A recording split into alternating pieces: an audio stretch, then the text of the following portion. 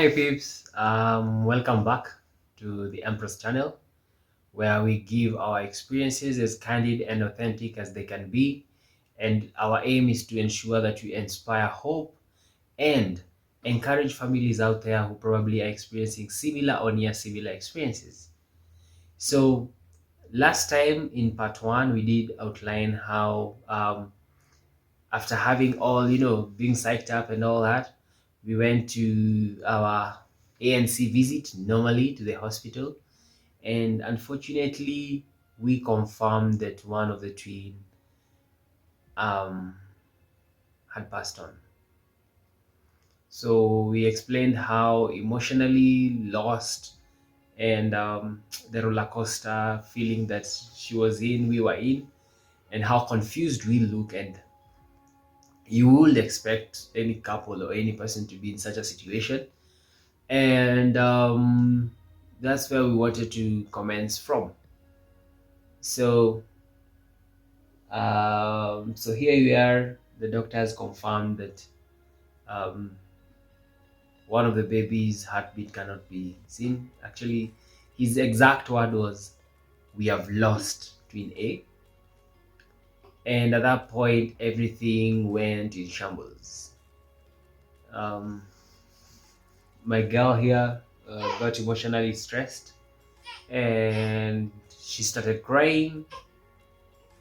And then from there on, all I could think about is trying to inquire more and on what next, what will happen to her, what will happen to the surviving twin, and the likes. Yeah, so all I could think is what is going to happen. So it kept bothering me, and at that point she was crying.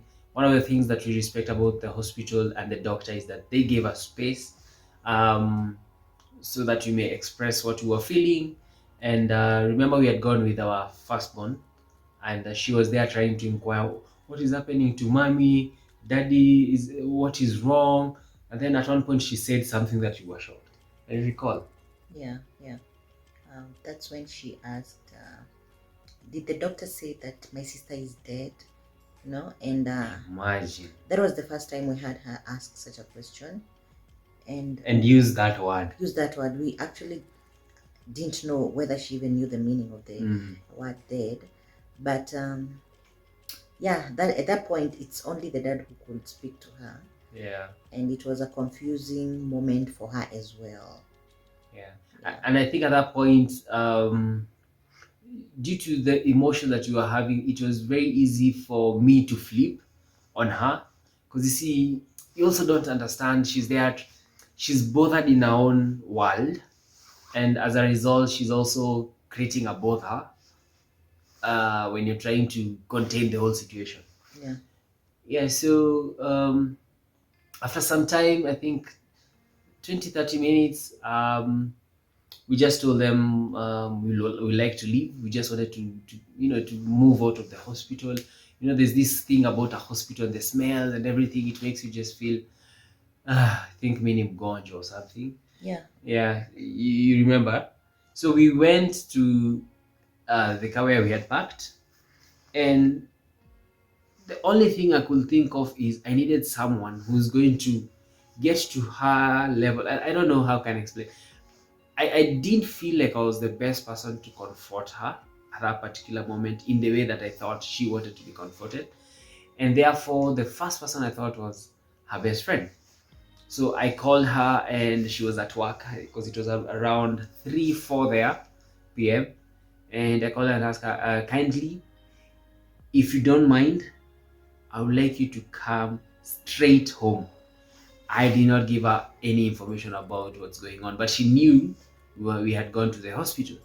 So one of the things that we were glad and we are happy to have is that I think God spoke to her in a way, because she did not even ask questions. She just said, "Let me arrange so that I may be able to leave work at this point," because she leaves work around 5, 6, and she left at that particular moment. We passed by her place, her workplace, picked her up, went home. Now here we are at home.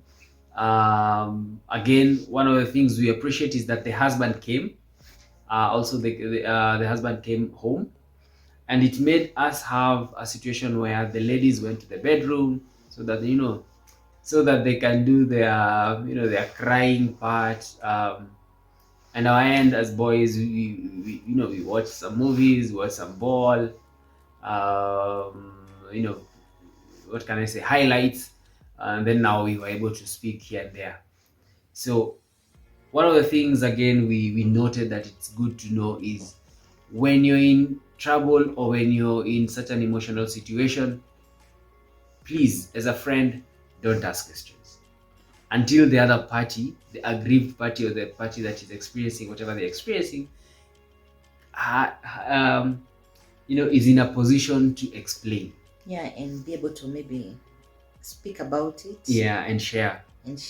Yeah, because at that particular time you're not able to explain what your mind is going through, and all that. But the wisdom that God gave those friends was on another level, because at least they did not ask questions. They did not talk about it. They actually rolled with what we wanted to do. If it's about watching a movie, everyone was silent. If it's about it was awkward, it was an awkward moment, and probably more for them, more to them, because to us it was another world. We were in another world, I must say. Yeah, but we thank God for them, because they had the wisdom. God gave them the wisdom. Yeah, and I think we are very lucky to have that kind of friends, because you can imagine that was on Thursday. The husband and the wife came. That means they left their children at home, and then on Friday they went back home, came with the children, and we spent the whole weekend with them. So one of the things that we appreciate, and we think it's one of the things that if you're ever in a situation where you're in an emotional roller coaster, it's good to have reliable friends who can just be there. Just having these people around you and warmth gives you sanity. Yeah, I think that's the best way to explain it. Yeah, gives you sanity. So again, some of the people noted some encryptic messages that we put across in in my WhatsApp status. But then after 2 or 3 phone calls, I noted no, it will bring more of what I didn't want. So I deleted and switched off the phone. So again, that made another clique of friends wonder what was going on, since they could not reach me or my wife because both of our phones were off. Again, these kind of friends they're rare, because they called our parents, got to know where we live, and they came all the way up to here, and they spent time with us till way late at night, and then they went back home. So again, thank you very much to those friends. May God bless you very much. We do not take it for granted. We actually appreciated, the gesture and you being with us, even though we were not able to, speak as normally as we used to. Yeah. So here we are again. Remember, this situation is still in the back of our minds, and one of the things that she may not know, actually, I've never told you before, is that I had to package myself and contain all my emotions so that I may support her as the man of the house, because I knew she was the one who's going to be emotionally disturbed. Now, on the flip side, what it meant is when she went to bed, though again she will have panic attacks at night, when she went to bed, I will come to the sitting room and I will cry myself out. And that is how I got to understand and know that actually this thing had really eaten into us, because I could see her, and I was uncontrollably depressed and disturbed. And yeah, then I'll go back to bed. She will need to know that that was happening. So yeah, now you know something you didn't know. Yeah, and actually appreciate the fact that you are there, because I remember those times when I could get those panic attacks. Um, they were hard times, I must say, because I think getting that sleep, that period of your mind going, shutting down to sleep, was actually quite precious. Because before I could get that sleep, it was another period of difficulty, uh, through my mind, trying to think what this world is, trying to think what my life is gonna be. You're still carrying the two babies, and clearly I know that one is there, one is not there, and I clearly knew that, this is going to be the longest time of my life, from week 28 to all the way week 38. I mean, those are 10 weeks. Yeah. Yeah, so I kept thinking about those 10 weeks, and I think that is one of the reasons why I kept getting those panic attacks.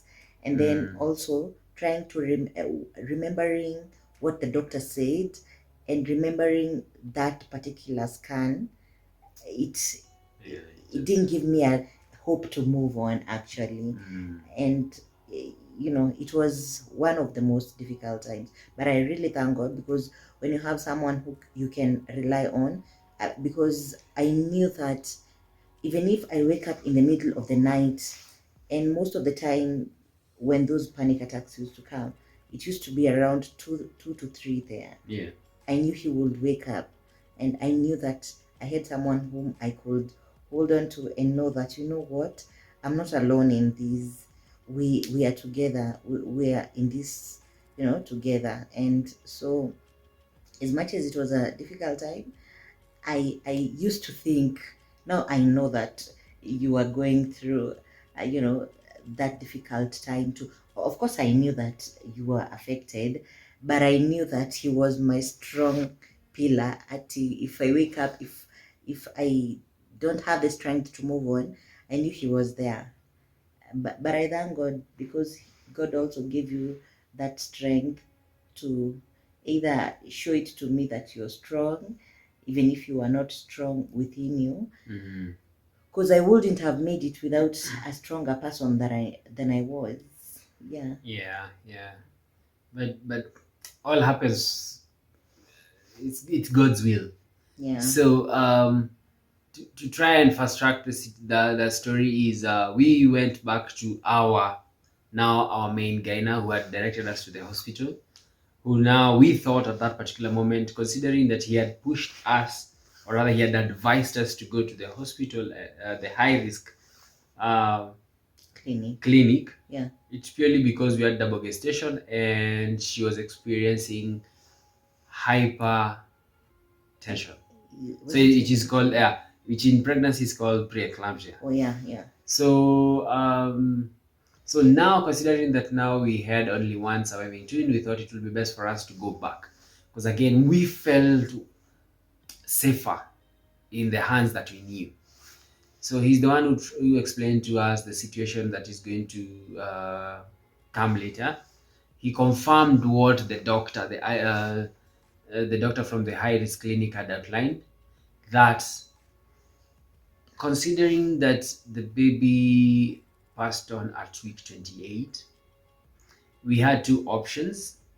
One of the options was to try and deliver through cesarean, and as such, it will expose the surviving twin to so many conditions other than staying in the incubator for very long. And what it does is, when a kid comes out early, there's some slow development in the body. There's high probability of death. However, the second option seemed better, which was continue on with the pregnancy, but then there need to be periodic and frequent monitoring of the baby. So what you are afraid is, won't the dead baby, affect my wife's womb? Will it not affect the child? Will it not, rot? Those things that are in your mind. So again, as we've always outlined, it's very good for you to seek not one, not two, seek numerous medical opinion, and then from that you can easily get the average. Now I'm speaking like an accountant. You get the average. So which is the information that you think has been explained more and which one makes sense. So our doctor confirmed that it will be best for us to proceed.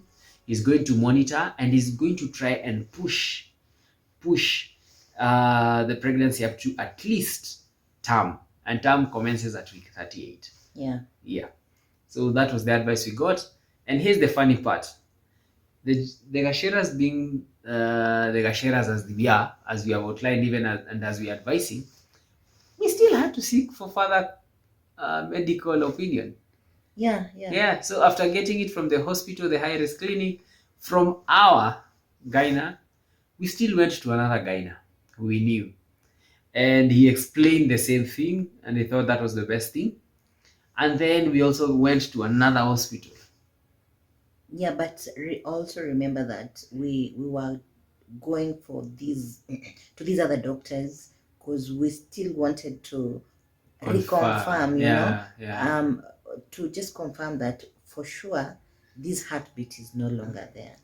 As Yeah. for me, I was hoping that for once this doctor must be wrong, Yeah, We and actually hoping that their scan machine had issues. Yes. Yeah. If there is a time I ever wanted someone to be wrong in their life, was that particular time. I remember texting our best couple, and I just asked her one question. Like, I didn't tell her what was happening. I just asked her, if you can remember from the Bible, how many days did Lazarus die before Jesus came to rescue, to heal him, or to raise him from the dead? And she was like, "What's up?" And I didn't tell her anything. I just asked her, do you remember? Do you know how many days? And she was like, "Yeah." So I told her, "Pray that I'm going to get a miracle over the same, a similar situation as that of Lazarus."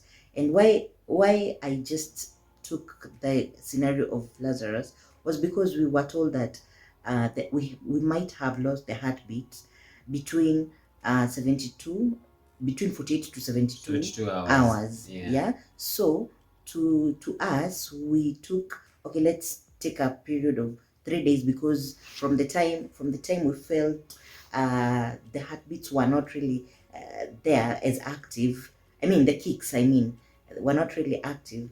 We needed to know. So yeah. So again, it was a moment of hope. We were trying to hope that at least there will be a miracle. Actually, the scans will not have been correct from the high risk clinic. Unfortunately, they were. And now we started our journey.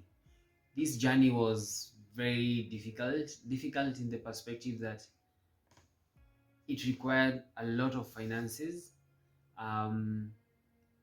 It also required a lot of time and patience, even from our workplaces, because this meant that we will go to hospital so many times, and it was so many that at certain points we'll go in the morning to our gyna, and then at evening something will happen, and then since our gyna's place is not open way late at night, we'll go to a hospital.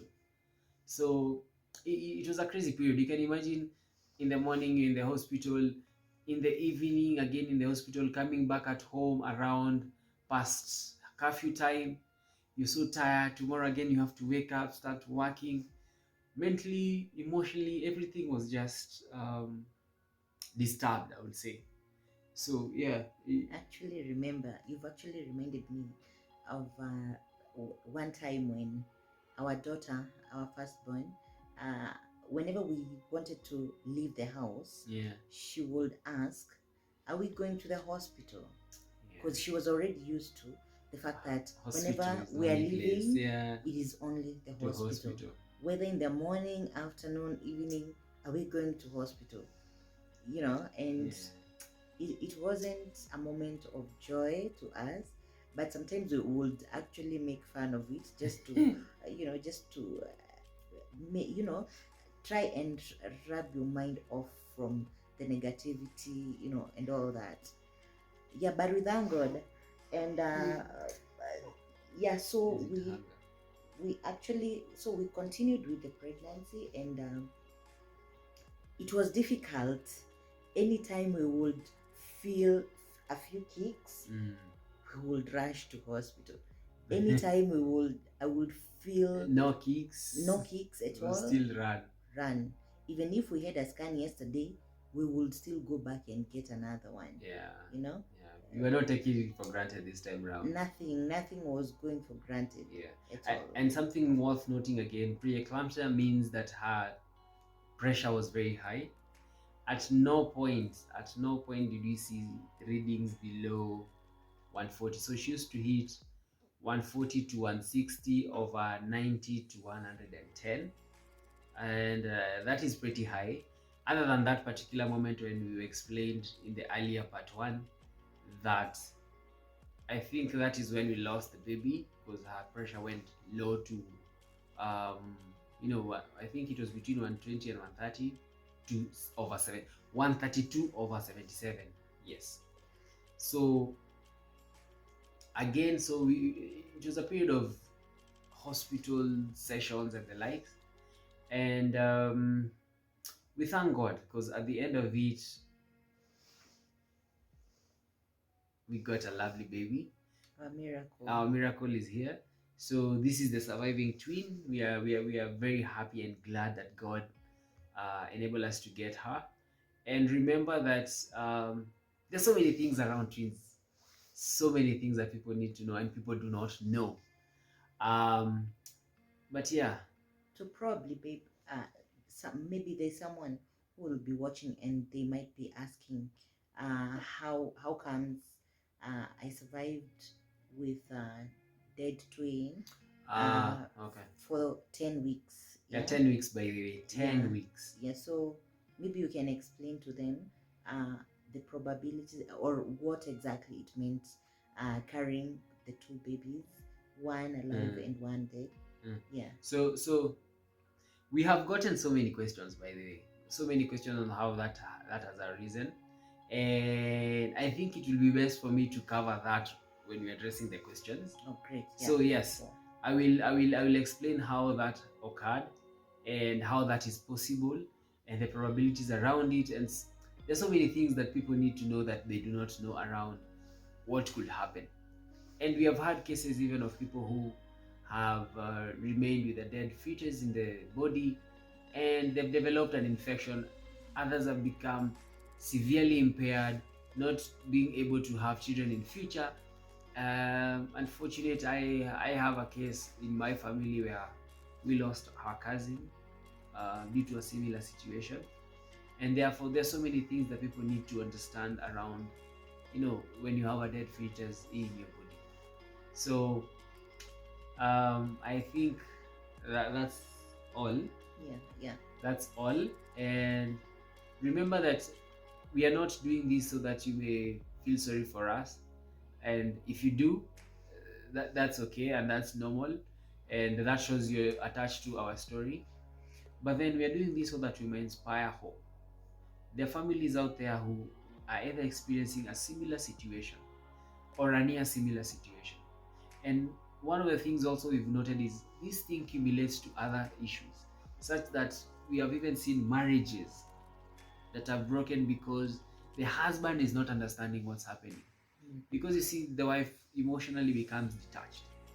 And when a wife becomes detached, we do know all the things that can happen in there. And if the husband is not in line and in tandem with what is going on, or is not understanding what's going on, there's a probability that he may start thinking of other things. What's going on? She's cheating. There's so many things. And if again he also detaches, that family is gone. So marriages have been broken, People have been drawn away from each other, so they're living in the same house as brother and sister, and yet they are, wife and husband. We have seen situations where the wife becomes depressed and lonely, and then depression kicks in. They withdraw from the society and from their friends and the likes, and then you see the friends start wondering what's going on, and good friends reach out, other friends neglect her and the likes. So there are so many things that happen as a result of that, and that's why we're speaking out, so that you may know, if you're out there as a family and you're experiencing this, God is with you, and we have experienced it. We know what you're feeling, and there is hope at the end of the tunnel. Yeah, Don't worry. Yeah, there is hope, right? Yeah. Yeah. So don't worry. And another thing that we noted is, when you're in such a situation where there's so much emotions and so much, feeling alone and the like, there's a tendency of people being indifferent with God. Yeah. Yeah. It's good for us to mention that we question a lot of things about God. At that point, if you came and told me, God loves you, do all those things, what people say, I will tell you just to keep quiet. Because you will ask yourself so many things like, why is God making us pass through this? And you've been praying for these babies. Oh God, we had even seen so many things. You buy things, you see yourself holding them, you see them disturbing you. That's disturbing that you like. We had matching clothes. Yeah. Oh God, we had so much. We were, let's just say, we were prepared for the dreams, and we had even prayed, gone to our bishop, our spiritual father, planted a seed, prayed for both of them and the likes.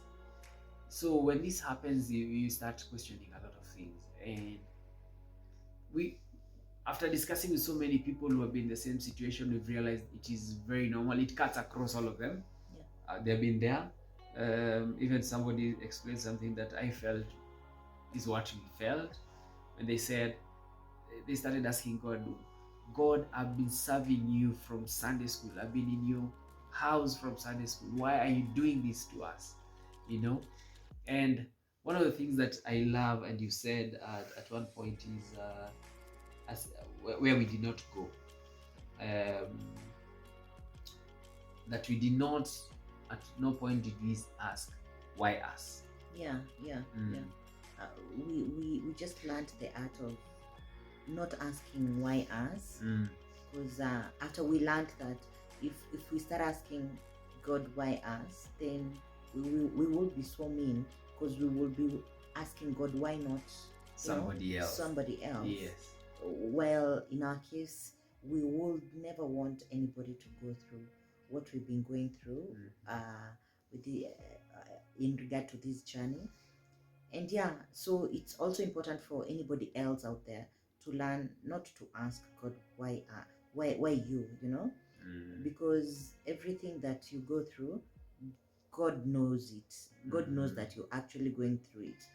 And it's all, as my husband says, it's only human for us to question God, at that particular time, because you're human and you want to know why is it happening, yeah. But also learn the art of not asking why is it happening to me, because it has to happen to someone by the end of the day. Yeah. So if God has chosen you, it's because he knows that you're strong enough to hold it. Yeah. He cannot put you in a situation that you cannot be able to to tackle. So I think that's one act that we've learned, and we appreciate it a lot.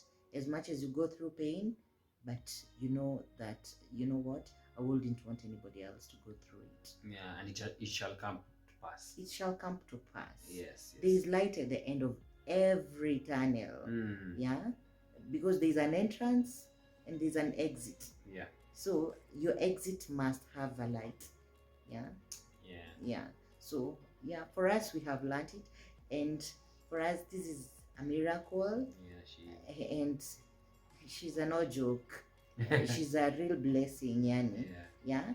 And we can confirm that, and we keep telling God thank you, because there's some things, there's some progression that we are seeing with her, that we are just saying, this is just God, truly God Himself. Yeah. Yeah. So we thank God in everything, and yeah. Okay. Yeah. So that's all we had prepared for this part 2. Thank you very much for being faithfully following through our videos so far, and sharing and being part of our experience. And for that, we say thank you. Thank you so Thank you very much. Kindly, there are people who in your circles might be experiencing the same. You might touch somebody. Please feel free to share these clips. Share. Feel free to comment, and kindly watch. Most of all, kindly subscribe. Yeah, subscribe. Yeah, there's usually like a subscription somewhere here. I'm trying to figure it out somewhere here. So anyway, subscribe as so that you can enable us to reach more people, and may God bless you. God bless you. Yes. See you another time, and thank you. See ya. Bye. Bye bye.